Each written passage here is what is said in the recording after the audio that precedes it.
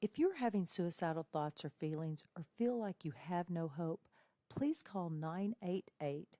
There, you can talk to someone who not only cares about your story, but cares about you.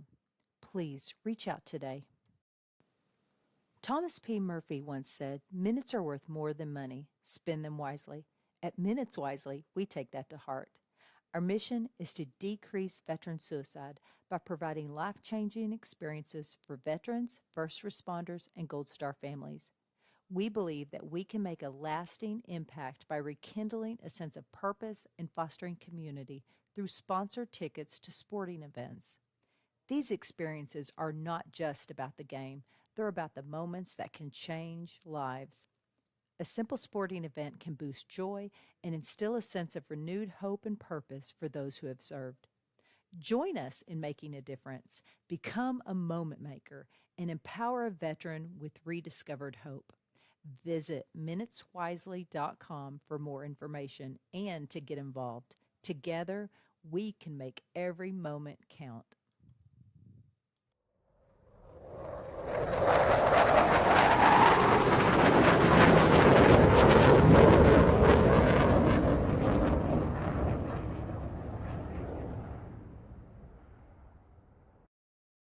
Hey, welcome back to another episode of TSP. How you doing today, sir? I'm doing pretty good. How about yourself? All right, all right. So, I started this podcast 4.5 years ago, and my idea was to sit down and talk to veterans and get their life stories. Usually, I have a co-host with me, Andrew, but he's in Philadelphia this week with the opening of the Tun Tavern. So you get just me today again. So usually we'll just start off with introduction. So would you like to take a few minutes to introduce yourself, like where you grew up, how was high school and all that fun stuff, and obviously your name? Yeah, so my name is Markivus Nious. I go by Mark. Grew up a military brat. So I'd say I grew up all over. We would move like every 3 years. So I would say, I guess I would say Bay St. Louis, Mississippi. That's where I graduated high school. And then that's where I joined the Navy. So yeah, been all over the world. And yeah, that's in a nutshell, high level. What year did you join the Navy? I joined the Navy in 1996. So How many years did you do? I did 5.5, 6 years. Yeah, and what was your job? I was an air traffic controller. Nice. Yeah. My So brother was the air traffic controller in the Navy also. really, oh wow, okay. So he was AC. I like to say, so growing up in military, one of the highlights or a joy was we were stationed in San Diego, and my mom worked across the street from Fightertown, USA. So when Miramar used to be a naval air station, she got to meet some of the pilots that flew for Top Gun. One of her bosses was in the scene where they were singing "You Lost That Love and Feeling," and Yeah. naval aviation is what got me. Top Gun was my recruitment tool before I Yeah. even knew I wanted to join the Navy. I think it was a huge recruitment tool back then. Yeah. So I think maybe I wonder if your mom and I ever crossed paths because I was actually on the carrier when they filmed the flight ops for Top Gun. Two of my shipmates actually made the cut. They're in the movie. Wow. Okay. Yeah. So yeah, she worked across the street from Fightertown, USA. She retired chief yeoman. I was a yeoman. Really, man, it is a small world, man. Yeah, she was yeah, her Chief Austin. It was Chief Nious, then Chief Austin. Yeah. Yeah, that's awesome. I was on an aircraft carrier. I was on the Carl Vinson, but we were home ported up in Alameda, California. Okay. Okay. Yeah. Was that the Bay Area, right? Correct. Yeah. Yep. Yeah. Wow. Small. Unfortunately, yeah. Unfortunately, it's no longer there, but that was a great little base. Yeah, so I was a West Coast Navy as well. I was stationed NAS Lemoore, and then of course the USS Bonhomme Richard, which was ported in San Diego when I served. Yeah. So, back when you went to boot camp, was there just one boot camp, or was there still three at that time? It was only one. It was what we call it RTC Great Lakes or Yeah. Great Lakes. Yeah. Yeah. That's where I went also. But when I went in, I was a few years before you, but there was three of them. There was Orlando, Great Lakes, and San Diego. Now there's only the Great Lakes. Man, yeah, that would be. You know what? As a matter of fact, I want to say my mom went to the one in Florida when she was in. So that's probably true because back then they sent all the females to Orlando. Okay, okay, that makes sense. They kept them separated. Now everybody's just all together. So yeah. So Man, It is a small world. Yeah, for real. So, I was gonna ask you what made you decide to join the Navy, but I think it's quite evident. Yeah, it was pretty much all I knew growing up. Matter of fact, my dad served, and then also my stepdad, he was a senior chief recruiter. And oddly enough, at the time, junior year of high school, I really didn't know what I wanted to do, and it was actually two of my friends that were like, "Hey, let's join the Navy," and I was like, "Ah." And then my senior year, I got an internship at a radio station, and I actually had a summer job working at the radio station. And then my stepdad asked me, like, "Hey, what do you really want to do?" And I started thinking about it. I was like, you know what, the Navy wouldn't be I mean, that's all I knew growing up. But how he got me was he was like, what about being an air traffic controller? And like a majority of people, I thought the air traffic controllers were the ones that would, marshal the planes in. Yeah. And he's like, no, he's like, no. He was like, let's watch Top Gun. And he showed me the scene where they buzz the tower. And he's like, it's just like your radio station job, but you'll be talking to airplanes. And I was like, you know what? I could do that. Yeah. So yeah. It's a very stressful job. Yeah, it is. I would say in my experience, I guess with military, you're dealing with a lot of faster aircraft. Because once I got out, I got an FAA, and I found FAA to be a lot more stressful. Do you still do that today? No, I now I do flight operations, so I'm kind of behind the scenes now, like dealing with the airspace and then the planning portion. Yeah, yeah, it got a little bit too stressful. Like my last gig was at Dulles, and it was like there's more stuff I can do behind the scenes while I'm not actually controlling planes that are moving around in real time. Yeah. Yeah, my brother ended up retiring. He moved from the Navy right into FAA, and he retired out of the FAA. So he's probably got, well, I don't know, 30 years of air traffic control under his belt. It's crazy. Wow, yeah. I mean, it's weird because I didn't really I didn't really think deep into what I did. And if you think deep into that job, it could, yeah, like I've had shipmates that would really like one of my roommates, for example, I was stationed in Lemoore when Kennedy unfortunately had his fatality. And my roommate was like, man, if we were controlling them and, really digging deep into the nuts, I'm like, it's not, I mean, it's sad, but I don't want to get Yeah. too deep into the woods and what ifs. So Yeah. Yeah, my brother had lost a plane on both in the Navy and in his civilian job. Man, that's something you gotta carry with you for the rest of your life, it's pretty yeah. deep. And luckily, the only thing that I saw was smoke in the cockpit while they were taxiing. And, we called the crash crew. Yeah. Nothing really big. I think the only thing that I saw that I wasn't directly involved with, there was a flight, I think it was Alaskan airline. It flew out, it took off in Los Angeles and it crashed into the ocean. I just happened to see it on radar when I was in Lemoore. I seen it squawk emergency and then disappear. And then my supervisor was like, turn on the news. And I was like, wow, we just watched the plane go down. But I wasn't directly controlling it. Yeah. Yeah, I don't know if I can handle that job, man. I'll stick being a yeoman. Did, so where was, air traffic control school at? Your A school? I was in Pensacola, so it was in the Naval Air Technical Training Center, Pensacola, Florida. A funny thing about that, so I went to boot camp in August. So mind you, graduated high school in Mississippi, went to New Orleans. So from New Orleans to RTC, so the South, August to October. October is really cold for me. So I was one of the first people on the boat to get to Pensacola. Or boat, I mean the bus to, ship out. Yeah, I mean, I wonder I don't think my brother went to Pensacola. I wonder when they moved So they added it was it Memphis? I mean, it was Millington. So Millington, yeah, before that's where yeah, he it went. was in Yep, Millington. that's where he went. Yeah, so Millington, Tennessee. And I think Pensacola opened up around 90, yeah, because it was brand new when I went. So I was one of the first few students. It was like nice and brand new. I was excellent. Yeah, it's the Bonnie Dick is what sailors called your ship, what so it was a carrier, but it was like a small carrier. Yeah, so it was an amphibious ship, LHD, so amphibious assault ship, carried 3,000 personnel. So we transported Marines, and we had like the LCAC that would, come out of the back of the ship. It would fill up with Yeah. water. Yeah. And that boat was commissioned in 1998. So it was, well, I say fairly new now, but Yeah, it was a fairly new ship. Yeah, so you guys didn't have catapults, you had fixed wings, but they weren't catapult. Yeah, so we had the AVH, the Harriers, and then we had Helos, like Chinooks. What else did we have? CH-46s. Yeah, so it was AVHs and Helos on the when I, Yeah.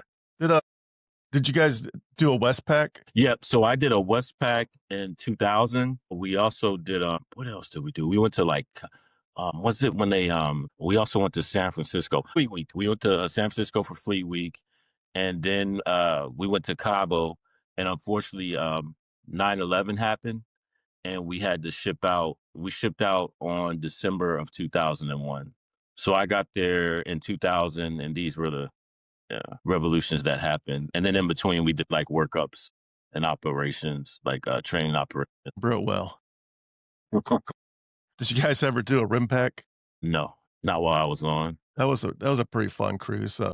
It's basically a 2-month cruise, and you're training with all of our allied support. So all these countries get together and they do mock war drills, but it's all based around Hawaii. So you get to stop in Hawaii a couple different times. No, we didn't get Yeah, it was pretty cool. Yeah, we called it the Pineapple Cruise. the Pineapple Cruise. So you want to know what's ironic? And we're talking about how much it's a small world. So one of my colleagues, you know about the Tiger Cruise. Oh, yeah. So one of my colleagues, 22 years ago, no, actually. So when we did our Tiger Cruise, 24 years ago, his dad was actually a chief that worked on the ship with me. So I'm now working with his son. And then like 24 years ago when he was younger, he was on the Tiger Cruise on the same ship. And I'm just like, Wow, wow, that is cool. it's crazy how much of a small world it is. Yeah, how many continents did you guys hit? So we hit, let me see, when I got on, we're in Bahrain. We did Singapore, Australia. Yeah. Let's see if we did Guam. And then on the way back, yeah, it was like, yeah, just the Malaysia area, Middle Eastern area, and then back to California, back to California. Which port in Thailand. Australia? Time. Yeah. We did Brisbane, and then of course we did Sydney. Yeah. So we stopped in Australia too, but we were on the other side. We went to Perth, Okay. and that was in like 1986. We spent Christmas and New Year, so it was 86, 87 there. We were there for like 10 days. Wow. Yeah, they gave us we're on a 7-month cruise. Our Westpac was 7 months, and they sent us there, and that was kind of like our Christmas break. So we spent Christmas and New Year's in Perth, Australia. It was amazing. Wow. Wow. Yeah, I know during for Operation Enduring Freedom, we spent like New Year's Eve in Singapore. Um that was pretty interesting. Yeah, yeah, we were in Singapore also.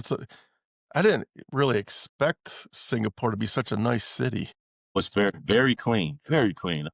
Being immaculate and very clean. I'm so sorry, man. These pups over here. Yeah, you're good. We're pup friendly. Mine's laying right here. Yeah. So did the shutdown affect your job this time around? Yes, it did. Yeah. So worked for aviation. Yeah, I didn't expect it to be as long as it was gonna be. And actually, this is my first my first shutdown. But luckily, me and the missus, it didn't really impact us financially. We just had to cancel some trips, and hopefully January it won't be the same situation.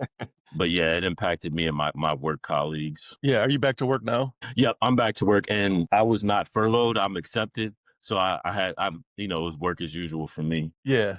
Yeah. So did you get your back pay yet? They're saying that we should get it on the 21st or 24th. So I'm hoping Yeah. that's a smooth transition. The guidance is the 21st through the 24th. Yeah. I love how the government uses the American people as pawns, to get what they want. It's crazy. Yeah, and yeah, and I was telling a lot of my friends that don't work in aviation, it's like as a controller, somebody that works in flight operations, when I was in the Navy, one of the best advice I got was like, before you walk into this building, any issues you have going on in your personal life, you leave it at the door. And I say that to say that one thing that you don't want a controller, somebody that's critical, mission critical, or critical to safety, is to worry about finances. Yeah. So I told a lot of my friends, like, if you don't have to travel via air, I wouldn't. And already we have a strain on our system. And like you said, the slap in the face is like feeling like a pawn. Yeah, it's crazy. And I just feel like, unfortunately, right now, federal employees, we have a target on our back when there's some of us, a lot of us who served, and a lot of us that take pride in what we do. Right. Yeah. Did so when you were pulling in a port, did you have to man the rails? I manned the rails when we left for Operation Enduring Freedom. I was actually talking to one of my colleagues about that. Yeah, when we left December of 2001. Yeah. Man, for some reason, my master chief always made me do it every single time we left port or pulled in. I was always the one to do it.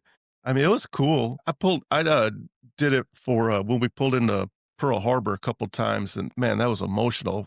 Look, Yeah. you're towering over everything, and you're looking down at the Arizona, and you can still see the oil seeping out of it. Man, that was crazy. Wow, wow. For me, it was kind of bittersweet because here we are, 9/11 happened, and until we left, we didn't know what was going on. I remember like going into work when we're important, the radars are on. It's like, are we leaving? Are we leaving? And then we got told 2 weeks prior. We had an all hands event, and the CEO was like, hey, there's a 99.9% chance that we're going to go support Operation Enduring Freedom. So we got 2 weeks notice. We had to get everything in order, 2 weeks.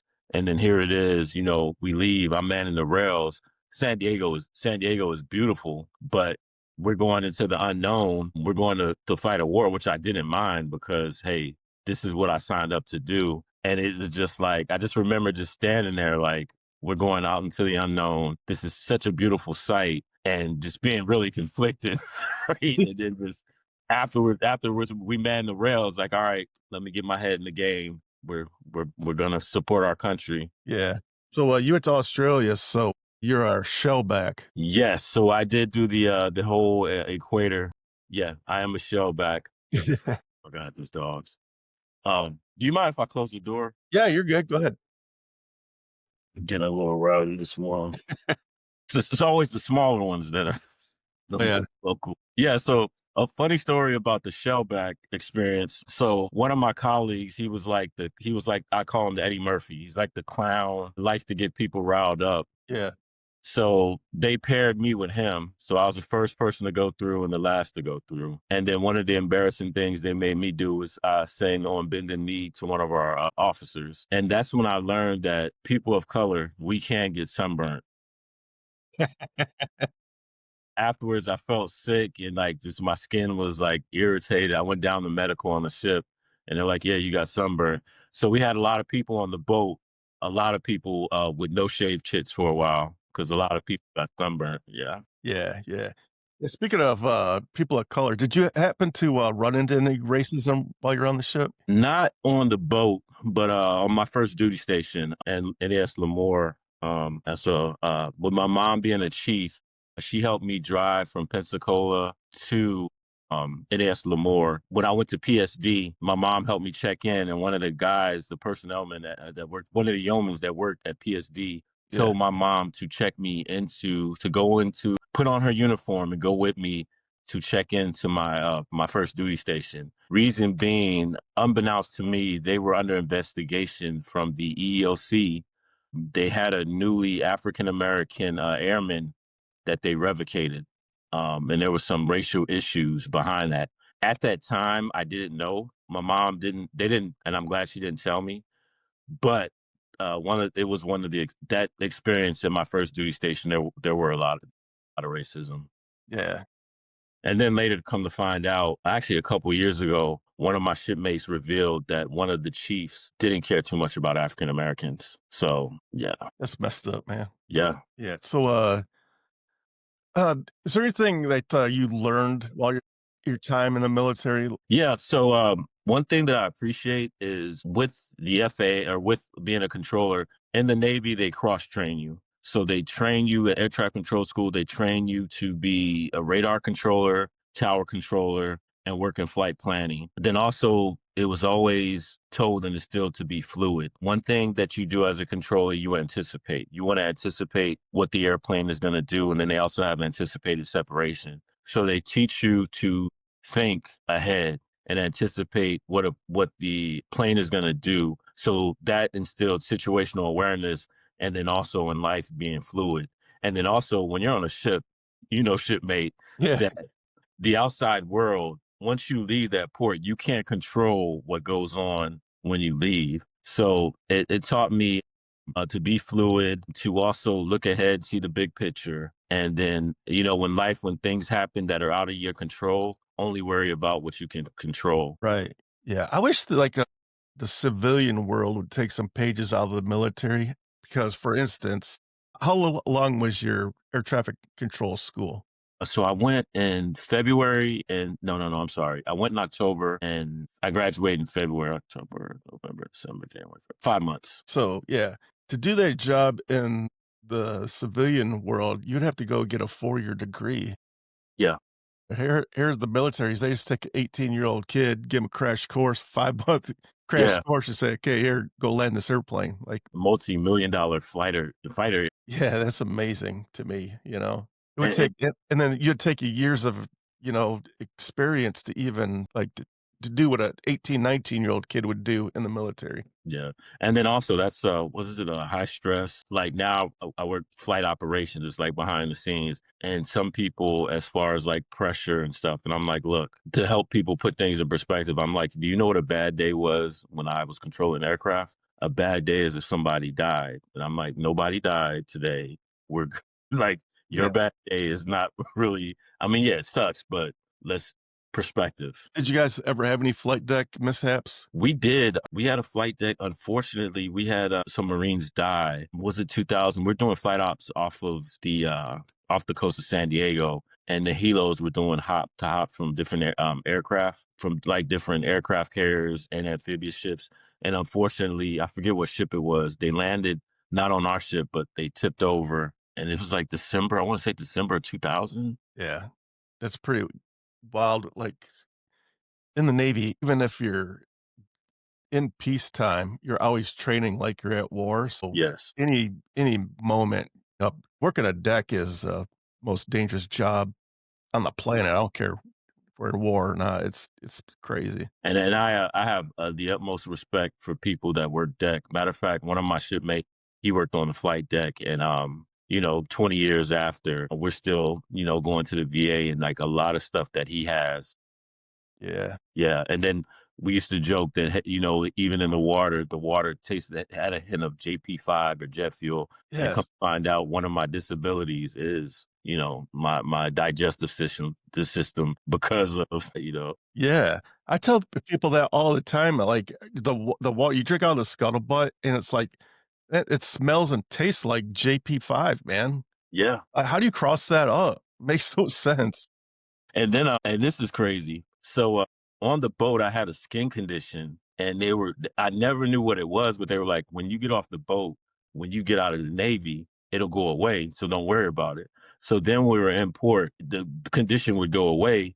But then when I was on the ship, and they're like, oh, it's because of the water, the hard salt water. I actually, when I first checked into the VA here, the doctor looked at it, and then he was like, Mark, he was like, okay, do you know about the PACT Act? Told me about the PACT Act, asked me questions. No, no, no.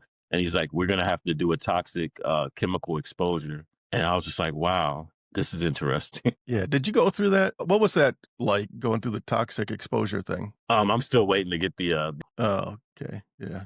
So I'm going through it right now because I have some issues, and, my doctor asked me if I've been through the PACT Act yet, and I was like, "No." So I'm in the middle of that also. yeah. And I actually have 21st, I have like a dermatology because I do have some scars from that. And then next is the toxic chemical exposure. But I got upset because it's like nobody explained. It was just like, hey, when you get off the ship, it'll go away. Yeah, And when it went away. So yeah, I never thought about it. right. Yeah, it's funny how that works. Those bastards. Yeah, yeah, yeah, I mean, they really do expose you to a lot of, bad things, and then, when your time is up, they say, "Okay, here you go. Here's your last check, and see you later." They don't give you no direction or, like, "This might happen or that might happen. You might have asthma or you might have breathing issues," like, all that, exhaust and fumes and JP5 and AFFF. I mean, all this stuff just builds up in your system, man. and now, like, I pay attention to NAS Lamore. Oh, goodness, these dogs. Your Um, dogs. I pay attention because now there's a whole bunch of lawsuits going on in different bases. And like you said, with the AFFF, Yeah. so at NAS Lamore, this lawsuit went from, hey, just the outside, then, hey, the whole base, and now 5 miles outside of the base. Yeah. And it's like, you know what? Yeah, I may have worked in the tower, but I went to the cafeteria on the outside. Yeah, I've been exposed to this. And now people Yeah. outside of the base. And what I tell some of my colleagues, when I'm on Facebook, we have a U.S. Baham Rashard group, and it seems like every 3 months I'll see a shipmate and they're bald headed. Hey, I'm on my way to chemo. It's, that's what I'm afraid of. Yeah. Yeah, so that's exactly what I'm going through right now. I have cancer and, I'm starting to hear that. yeah, I mean, I'm doing alright. I had a surgery in April, but, I looked it up and, every cancer that I have, prostate cancer is, if you go to Google and type AFFF or prostate cancer, boom, right away, like, you get a whole bunch of stuff. Definitely keep on it for the I mean, something you gotta be worried about for the rest of your life. Okay. Yeah, that's and that matter of fact, one of my best friends, he had prostate cancer. And I told him, Army vet, we were serving in Lemoore at the same time. And he worked at the vet and then he did the food inspection. And I told him, like, after I found out about this lawsuit, I was like, Jay, I'm pretty sure you got that being in Lemoore. And then another thing they have is called valley fever because the more they have all the agriculture, the milk farms. They also do like cabbage and stuff like that. It's nothing but agriculture and fields. And we were exposed to the pesticides. Yep. So I have another friend that, he has like medical issues because of the pesticides. And they had this thing called valley fever. Some people got valley fever. So who knows what we all got exposed to just being there Yeah. as well. Who was your most influential person in your time in the service? Did you have somebody that you looked up to? Oh yeah, there was a guy named Shorn Samuel. He was a AC-1, Big Sam, very laid back guy, and he had all types of advice. He was like a big brother, and then also going into that environment and not knowing what I was gonna deal with. He was also a person of color. For example, there was a time where it was me and another person of color, and we're both new, fresh out of A school, where you first go to flight planning. So flight planning is like the admin side where you do the paperwork. The pilot comes in, hey, I want to do a flight plan. You draw up the flight plans for them. It's a non-controllable job. It's like an admin job where you help them do their flight planning, and then if you need to do search and rescue and things of that nature. We're two new guys in the Navy, and there was one guy named Beauchamp, like just a redneck, I mean, man, every day it would be something. And one day they were like, so, what kind of alcohol do you guys drink? What are you talking about? What?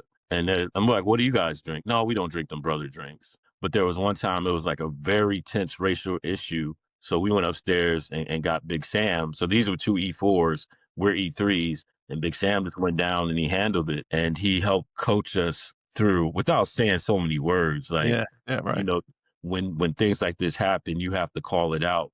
You have to document these things, and just kind of just guided us. And one thing that he always said is like, you have to pay the cost to be the boss. And I just Yeah. always remember that. And it just gave us guidance as far as like air traffic control. Because yeah, that was one guy that was definitely a mentor. Yeah, that's awesome, man.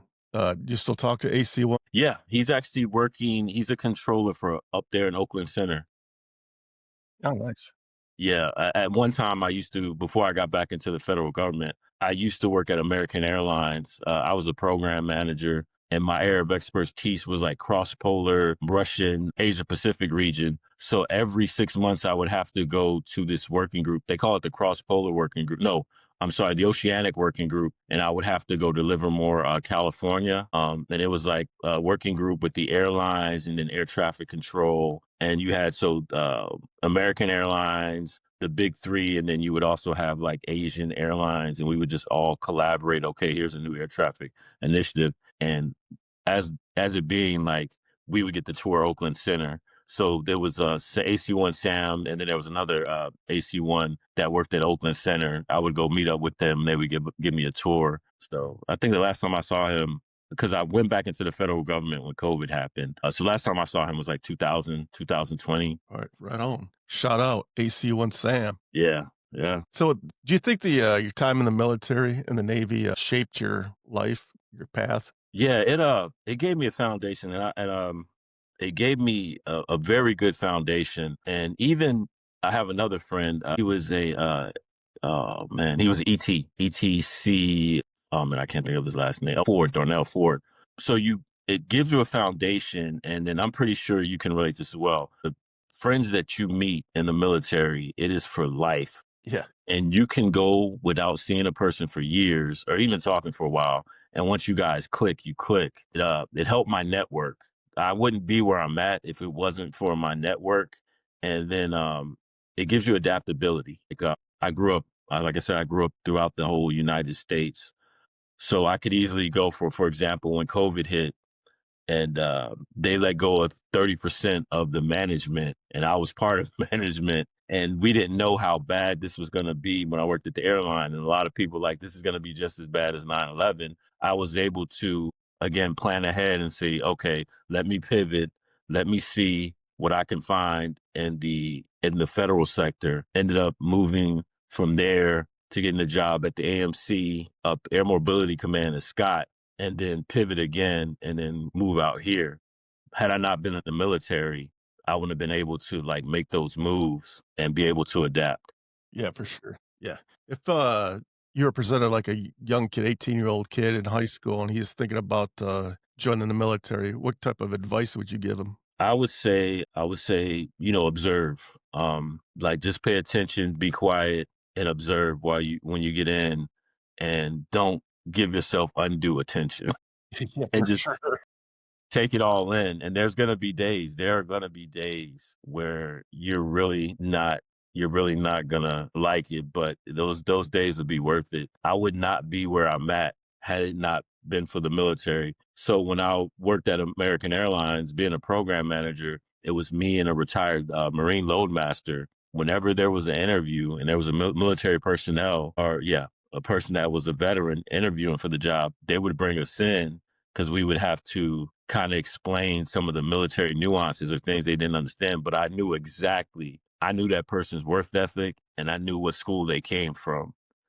Like I would say 90% of the time I endorsed that person, Yeah, and it came well. It gives you a foundation. Not only does it give you like you have the educational side as well that you should take advantage of, but it also gives you life experience, which is also priceless. yes, 100%, man. So, yeah, that's some solid advice, man. If you're thinking about joining the military and you go into boot camp and just shut the fuck up and do what they say and stay low key. Like my entire goal the whole time was like I didn't even want them to know my name. Just stand in the back and do what they tell you to do.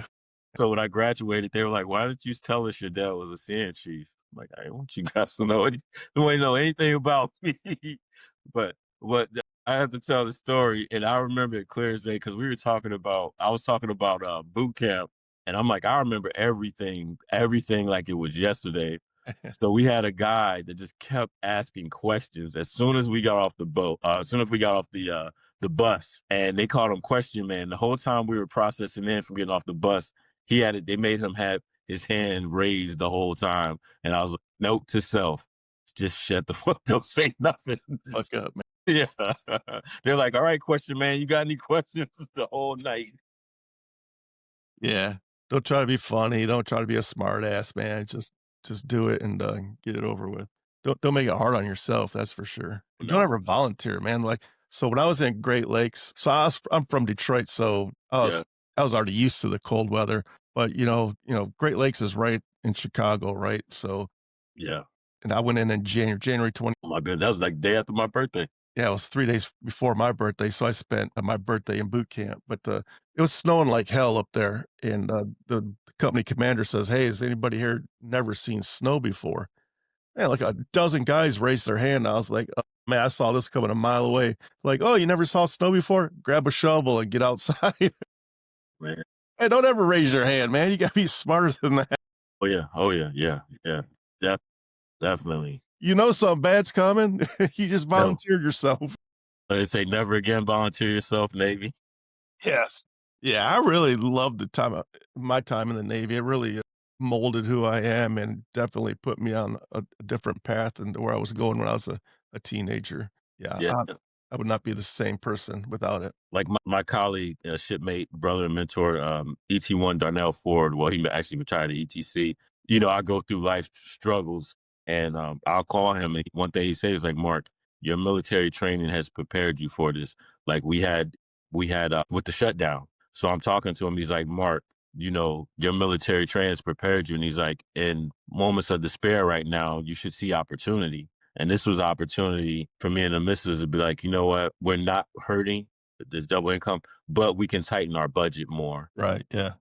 And then, you know, hey, now we have to be aware we're only funded till January. So let's plan, you know, be optimistic. What's it called? Cautiously optimistic Yeah. that this won't happen again. But yeah, it prepares you for a lot because there's even like high stress situations. The military trainers look at the big picture, and focus Yeah, on the mission. Because I yeah, feel like civilians, and no disrespect to civilians, yeah, a lot of people don't look at the big picture or focus on the mission. yeah. I agree with that. Civilians, man, I swear every single American should join the military and see what it's actually like. You'd have such a better Yeah, outlook on America. Like all these people that hate on America, like you have no idea. You've never left these borders, man. You don't know what other yeah, people are living like. yeah. It is an experience when you are the foreigner. Yeah, for sure. Yeah. And that's funny because when I was a program manager, so my area of expertise was Middle Asia Pacific region. I dealt with China, I dealt with Russia, and the way the Chinese deal with things is not very American. They're very rigid. Yeah. Fluidity is not their strong point. And just having to have to learn how they operate and just dealing with different, you know, different cultures and different things. And it makes you appreciate what you have here. And so when I was a program manager and COVID hit, we had to transition to make extra money. We had to transition to a cargo airline. And that was crazy because we had this, you know, change our operations. We had to extend work hours, and the people I worked for, I was also like an HR. Well, my old boss called me the peoply person. So I would check on my people, and a lot of people would complain. And I'm like, look, you guys don't realize like this airline is hanging by a thread. This is what's going to make us money. Don't complain. This is saving your job right now.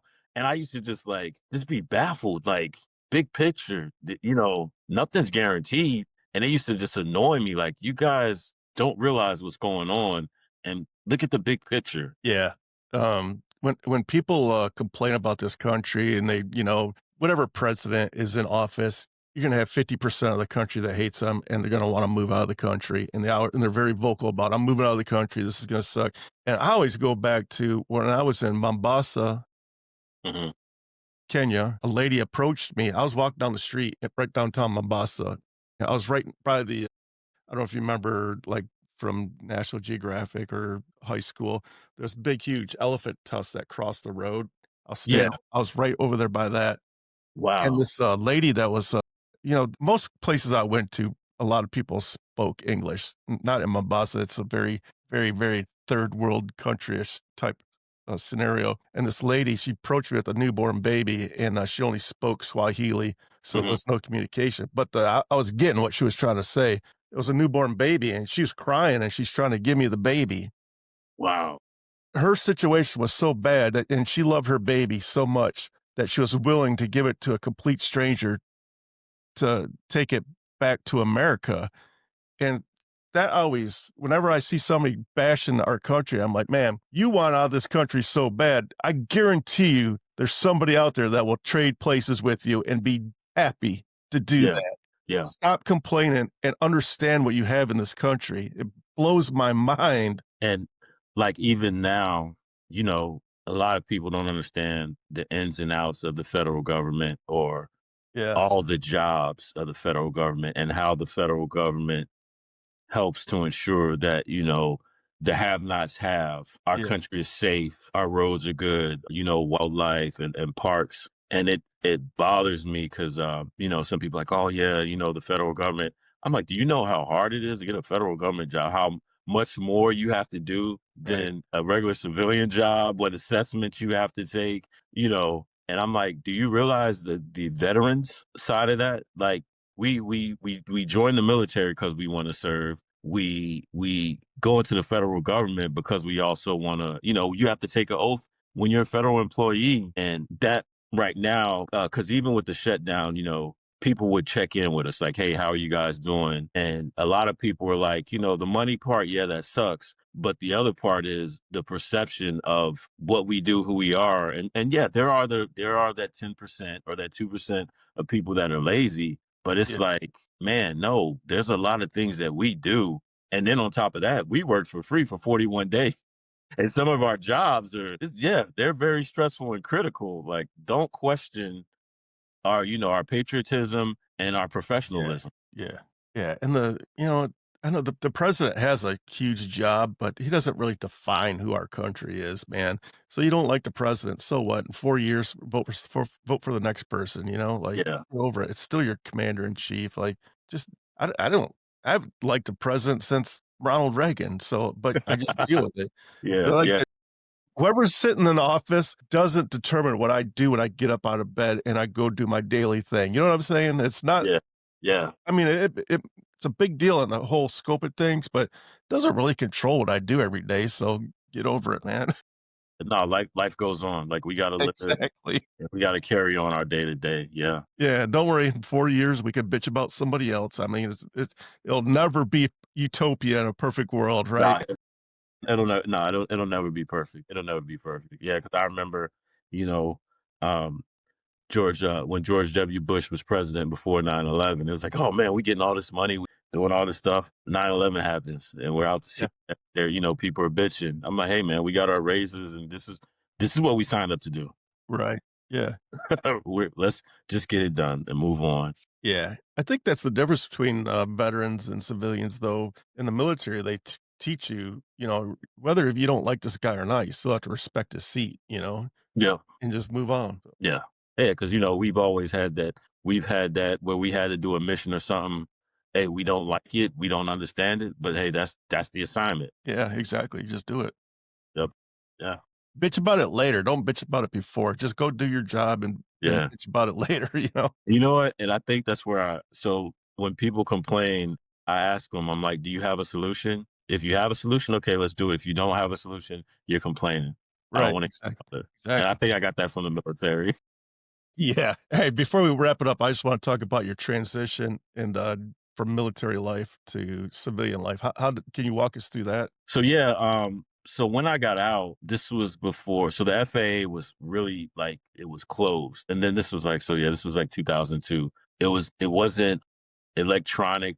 It was like all paperwork. So it was kind of like it was like a block. And one thing that I had to learn was, so I had this technical, highly technical specified skill set, but I was in a holding pattern because it was kind of locked down. I had to thank God for the GI Bill. So went to school in San Diego and kind of had to adapt and kind of transition my skill sets until I got into an aviation job, back into the aviation job. So from then, I kind of transitioned to going to school, doing like customer service jobs, the Hartford Insurance, Fidelity Investments, and waiting to get a foot back into the door to back into air operations. But in that time frame, I also learned about flight planning, got my flight dispatcher's license, got other aviation certifications. I say all this to say that one of the challenges that I had was transforming my military, or actually dissecting my military skill sets as a whole, and just like, okay, I got leadership skills out of this, okay, communication skills out of this, able to deal with high stress environments, translating that all into one big holistic resume for the civilian world. But once I was able to learn how to do that, not only do I have air traffic control, I have flight planning, I have program manager, airspace. I was able to work for a flight planning software company. So now I know how to be an administrator. Like another one of my jobs at American was I was the administrator for the flight planning program that would calculate the flight plans and things like that. So that's what speaks to the fluidity and then cross training within the Navy, different parts of air traffic control. Yeah, I hear you, man. Well, I want to thank you for joining us today, and also thank you for your service, man. We really appreciate that. Is there anything that you want to tell the world before you shut it down? Is there anything going on in your life? Anything that you want to sell? What's going on in your personal life? Yeah, so I also do like I'm on a IMDb. I also do I have two podcasts, a Deeper Than Music podcast where I interview celebrities, and then I have a 40 something gamers podcast. Me and my best friend, we're nerds. We're retro gaming nerds. Like I got a Yeah. game right now, and then I'm also a musical artist, Nice. positive hip hop artist. Furys is my stage name, but I'm also transitioning. I just do music now, like instrumentals, lo-fi hip hop, relaxation music under my full name, Markivus Nious. Again, fluidity, cross training, all this from the foundation of the military. And then one more thing I want to say Yeah. is with veterans, because some civilians don't understand disability, us getting disability. There are scars that you do not see Right. that aren't on the surface. So yeah, don't be so quick to judge because you don't know. A lot of us, we don't talk about some of the traumatic stuff we went through. So but that VA disability is much well earned. Like there's not a there's some maybe some physical scars, but there's also scars you don't see. Yeah. And if you want that disability, go talk to your recruiter. Yeah, yeah. There's an easy Like way for you to get it. yeah, like you said, man, on the boat, we didn't know. When I got on the boat, I felt like in the air. I was like, this air I'm breathing doesn't feel right. Yeah. And now, yeah, we got the check that yeah, we were exposed to a lot of stuff. Yep, yep, and I don't know, I could go on forever about this, you guys bitch about us getting checks, but, like, hey, listen, you're not hacking and wheezing because you're breathing in, nasty stuff or, you didn't see people die next to you, like, how many civilian jobs that you see somebody die right next to you, It's I mean, Yeah, like, yeah, so and that check will never replace the quality of life of no, what we yeah, and yeah. yeah, I mean, case in point, I have cancer because what I did 30 years ago, I mean so it is what it is. All right. Thanks again for joining us. When I hit the stop button, stick around for a second because I want to make sure that we get fully downloaded here. And again, thank you for your service, sir. I appreciate you coming on. Well, thank you. I'm honored to be a part of this. Thank you. Yes. All right. Until next Sunday, we'll see everyone later.